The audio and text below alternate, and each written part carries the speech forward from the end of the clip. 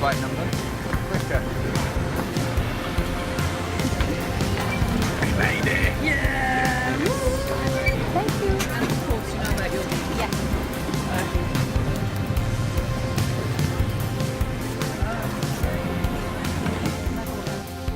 He is arguably the most famous person in history. Over 2 billion people claim to follow him. That's 1/3 of the world's population. He's represented in art and literature more than any other figure. Time magazine called him the most influential person who has ever lived. But who is Jesus?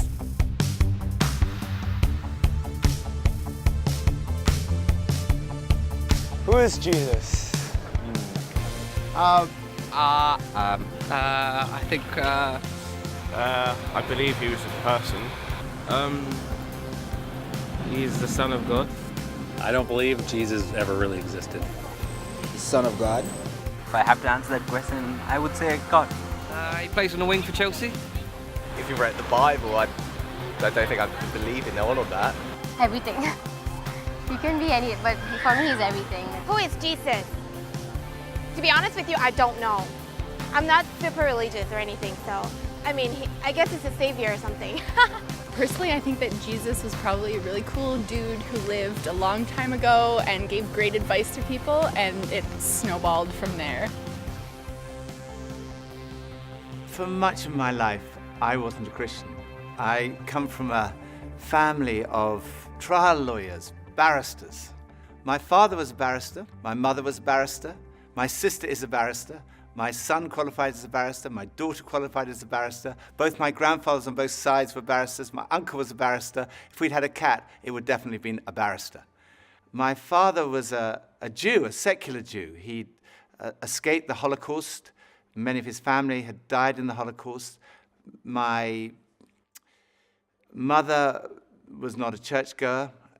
My father described himself as an agnostic, and I came to the conclusion that I was an atheist as a teenager, and I was quite an argumentative atheist. Not that I was out to convert people to atheism, but if anyone tried to convert me to Christianity, then I had a lot to say on the subject.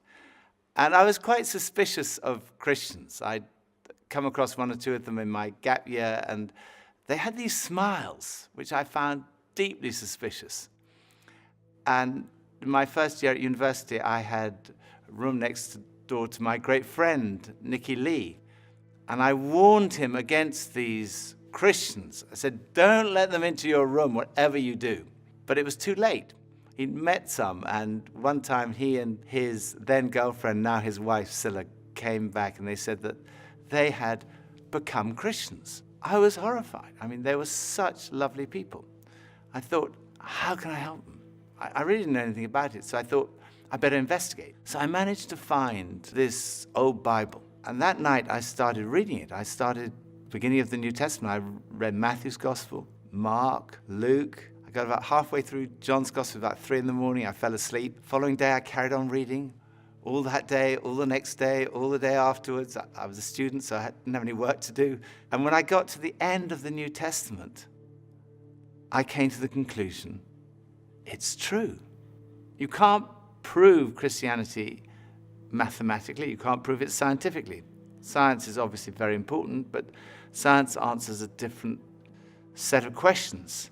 Science answers the questions, when and how did this world come into being? But it can't answer the question, who and why. Supposing I had a cake here, which I've made, and I give it to a scientist. The scientist will be able to answer the question, how it was made. They may be able to tell you when it was made, but only I can tell you who made it and why I made it.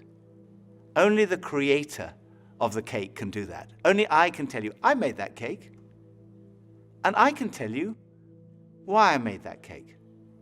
And it's the same with this universe. Only the creator can reveal who made this world and why he made it.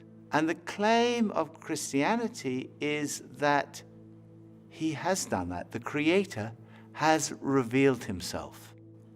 And he's revealed himself in the person of Jesus. And the evidence is not scientific evidence. That's not the only kind of evidence, but historical evidence.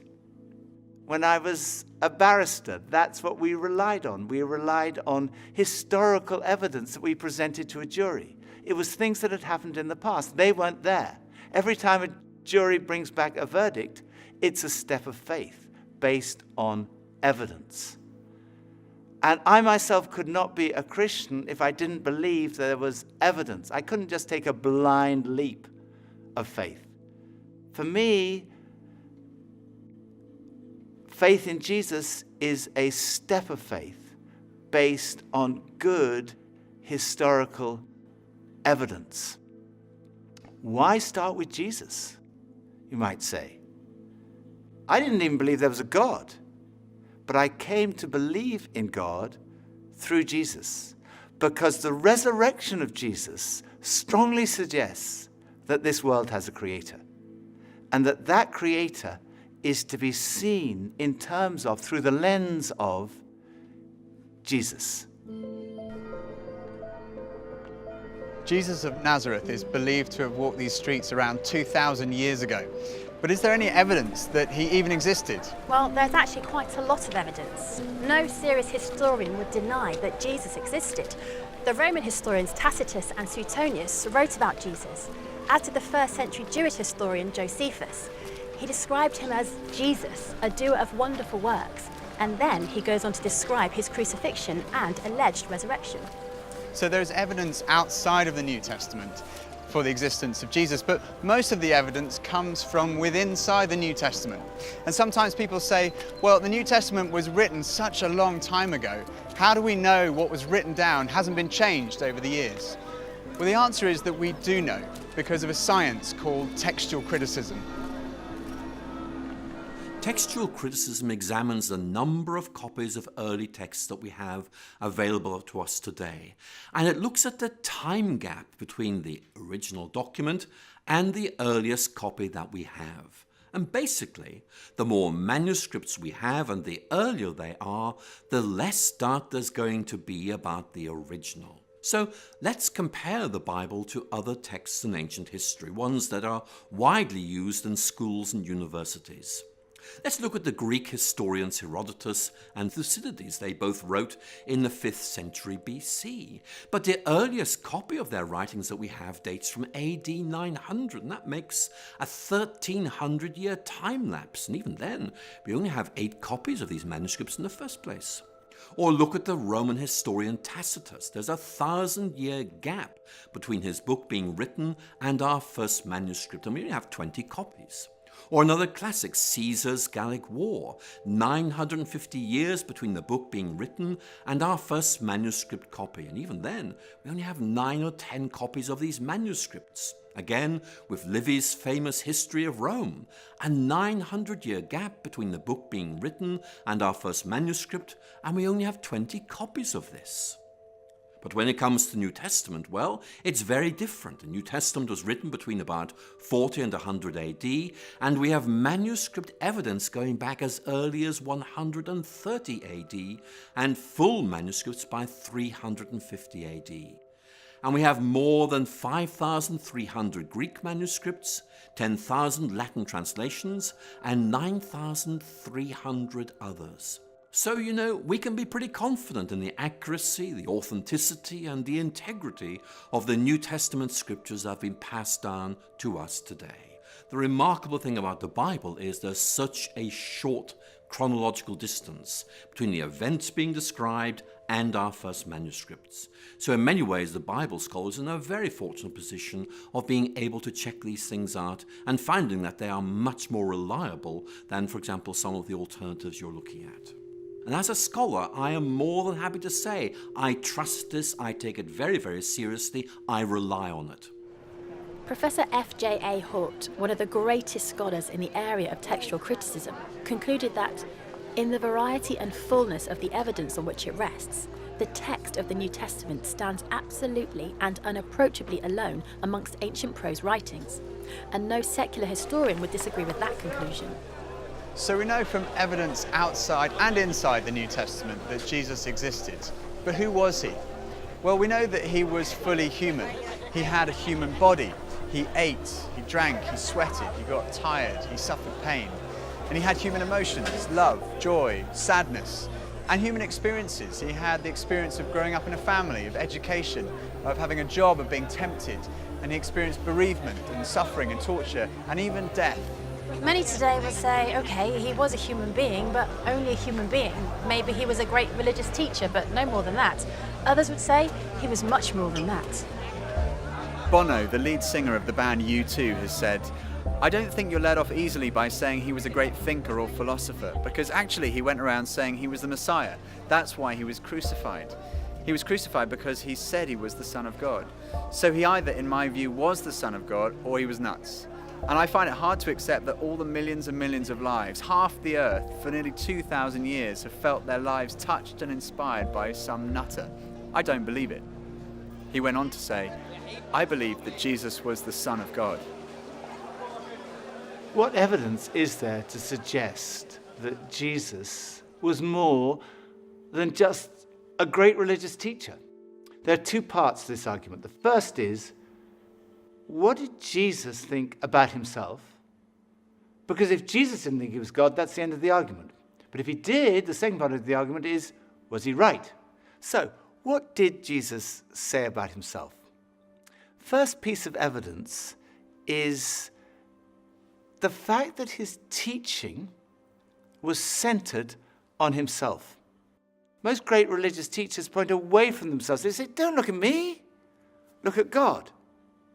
Jesus, who personified humility in pointing people to God, pointed to himself.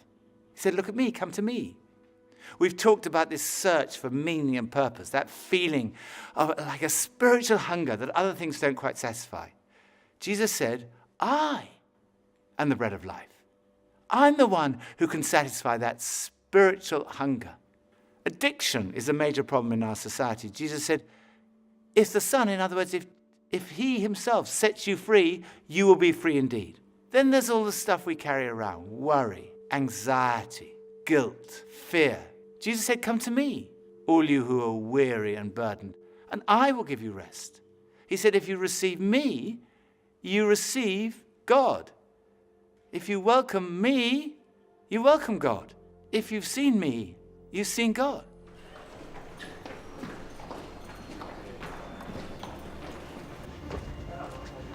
Forgiveness is right at the heart of Christianity. Jesus went up to people and said, your sins are forgiven. Now, if someone sins against you, then you can forgive them, but you can't just walk up to anyone and say your sins are forgiven.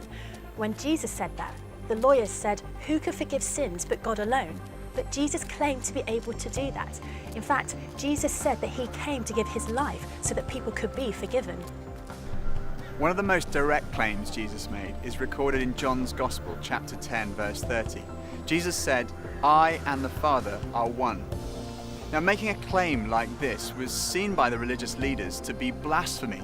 It's tantamount to a claim to be God, and it was punishable by death by stoning. People picked up stones to stone him. Then Jesus said to them, I've shown you many great miracles from the Father. For which of these do you stone me? We're not stoning you for any of these, they replied, but for blasphemy, because you, a mere human being, claim to be God. I think when you look at all the evidence, it's clear that Jesus did make that claim. It is an astonishing claim. And a claim like that needs to be tested. If you think about it, there are only three possibilities. It was not true, and Jesus knew perfectly well it wasn't true, in which case he was a fraud. Or it was not true, and he simply didn't realize it. He genuinely thought he was the Son of God, in which case he was deluded. I think we'd say he was insane. But logically, there is only one other possibility, and that is, it's true, he was telling the truth. C.S. Lewis, Cambridge professor, best known as the author of the Chronicles of Narnia, he put it like this: a man who was merely a man and said the sort of things Jesus said would not be a great moral teacher. He'd either be insane or else he'd be the devil of hell. You must make your choice. Either this man was and is the Son of God, or else insane or something worse. But let's not come up with any patronizing nonsense about his being a great human teacher. He hasn't left that open to us. He didn't intend to. So was Jesus right in what he said about himself? What evidence is there to support his claims? Well, the first piece of evidence is his teaching. Much of the New Testament records numerous occasions where crowds gather to hear Jesus teach. And on one occasion, on a mountain like this, more than 5,000 people gathered to listen to the teaching of Jesus. The Sermon on the Mount has been widely acknowledged amongst the greatest teaching of all time. Jesus' teaching has been the foundation of our entire civilization. Many of our laws were originally founded on Jesus' teaching. Love your neighbour as yourself. Do to others as you would have them do to you. And then this, totally revolutionary. Love your enemies. In fact, we've advanced in every field of science and technology, yet in 2,000 years, no one has ever improved on the moral teachings of Jesus. They are the greatest words ever spoken. They're the kind of words you might expect God to speak.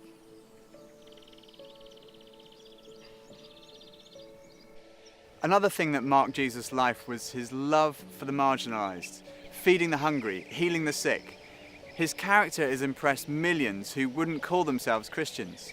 Time magazine called him the most persistent symbol of purity, selflessness and love in the history of Western humanity.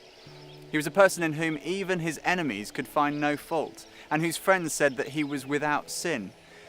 It's been said that our character is truly tested when we're under pressure or in pain. And when Jesus was being tortured, he said, "Father, forgive them, for they do not know what they're doing." Another piece of evidence is his fulfillment of Old Testament prophecy. No one else in history has had a whole collection of books written about them before they were born. Jesus fulfilled over 300 Old Testament prophecies, 29 of them in a single day. Of course, it could be suggested he was a kind of clever con man who set out deliberately to deceive people. He read all these prophecies and he thought, right, I'm going to go through and I'm going to fulfill them all in my life. The difficulty with that theory is that, first of all, the sheer number of them. And then the fact that, humanly speaking, he had no control over many of these things. There were prophecies about the exact manner of his death, about the place of his burial, even about the place of his birth. Clever con man would be going around and say, oh my goodness, I'm supposed to be born in Bethlehem. It's too late. Then the final piece of evidence, his conquest of death. The physical resurrection of Jesus is the cornerstone of Christianity. And this is relevant to every single one of us because we're all going to die. It's the ultimate statistic. 1 in 1 die. You go to a funeral. The coffin is lowered into the ground. It looks absolutely final. And it is. Unless Jesus died and was buried and then was raised to life. In which case, death has been conquered. But is this just wishful thinking?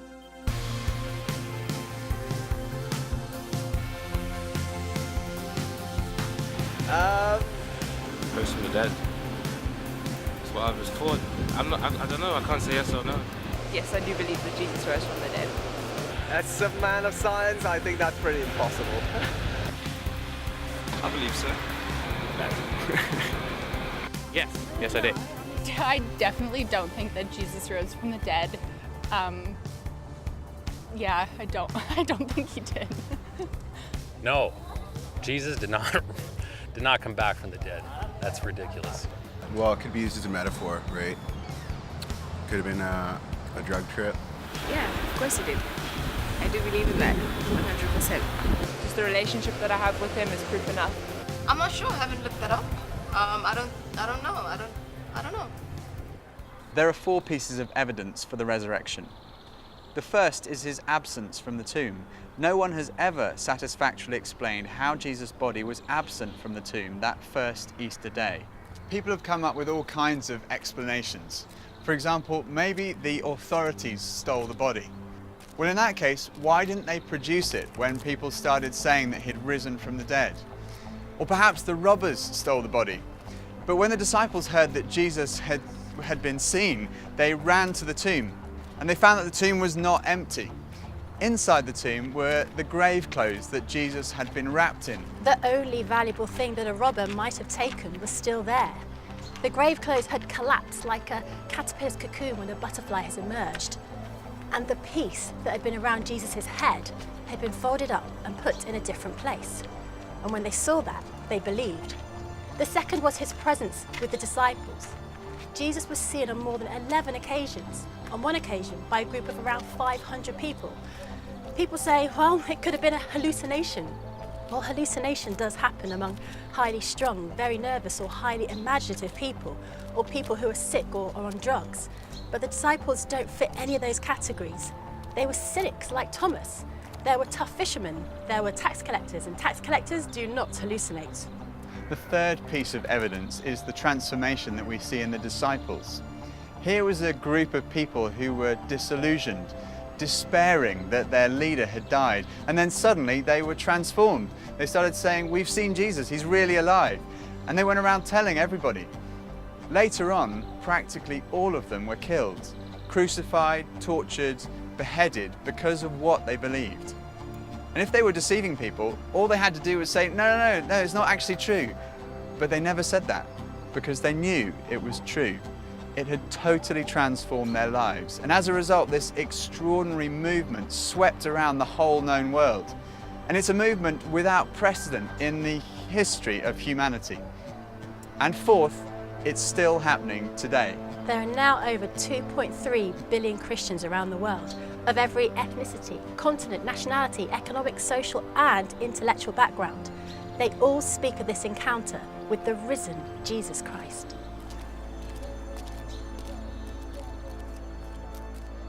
So what are we to make of Jesus? It seems to me clear that Jesus really did claim to be a man whose identity was God. And when we look at the evidence of his teaching, his life, his character, his fulfillment of prophecy, his resurrection, to say he was insane or a fraud seems to me absurd, illogical, actually unbelievable. On the other hand, it provides the strongest possible supporting evidence that what Jesus said about himself was true. And when I looked at the evidence, when I read the New Testament, I came to the conclusion it is true. I didn't want to become a Christian because I thought if I became a Christian, life would be totally miserable from that moment onward. So I tried to put it off. I thought I'll put off becoming a Christian to my deathbed. And then I realized that would not be intellectually honest. So very reluctantly, I kind of said, okay, yes. And at that moment, I can still remember that moment so clearly. It dropped from here, from my head, being convinced it was true, to here in my heart, having an experience of a relationship with Jesus. And finding what, I guess looking back, unconsciously, I'd been searching for all my life. Something that provided ultimate meaning and purpose to my life. It was the very last place on earth that I expected to find it. But at that moment, I found that what Jesus said was true. Jesus said, I have come that you might have life and life in all its fullness. It really is true that God has revealed himself in Jesus. Jesus really is who he claimed to be. Jesus really did rise from the dead. There is hope beyond this life. There is hope for this life. Right now, in this life, in an encounter with Jesus, we find life and life in all its fullness.